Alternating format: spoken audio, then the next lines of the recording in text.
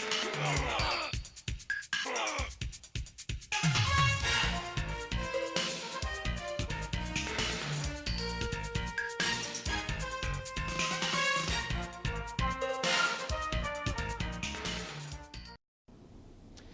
this is State Senator Dale Ryder. Today is Wednesday, February 1st, and welcome to another edition of our 2-minute drill.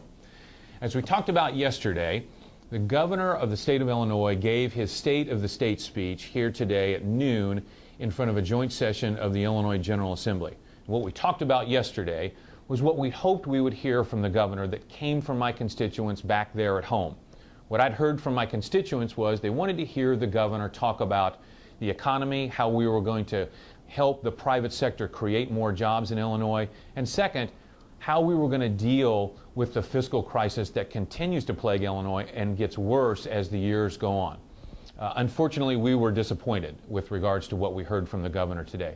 The governor, much like an ostrich who is sensing danger and chooses to stick its head in the sand, the governor chose not to take on these tough issues in any substance whatsoever, and instead decided to laud many of what he views to be Illinois' accomplishments in the last 3 years. But a careful examination of what the governor said demonstrates that really what the governor's talked about fall into two general categories.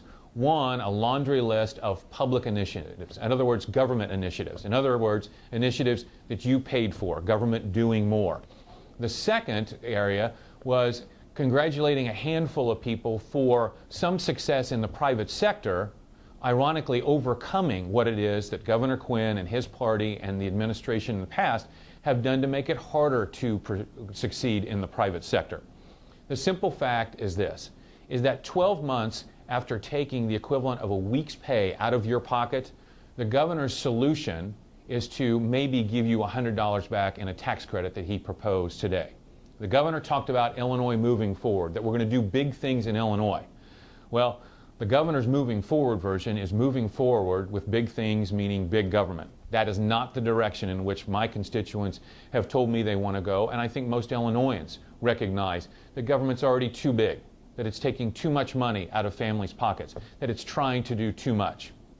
Let's hope that when the governor gives his budget address in the next 3 weeks, that what we hear is a realistic airing of this state's very real economic and fiscal problems, and we hear from a leader who has the courage to stand up and say, it's time to reduce the spending that this state government does and reduce it in real and meaningful terms.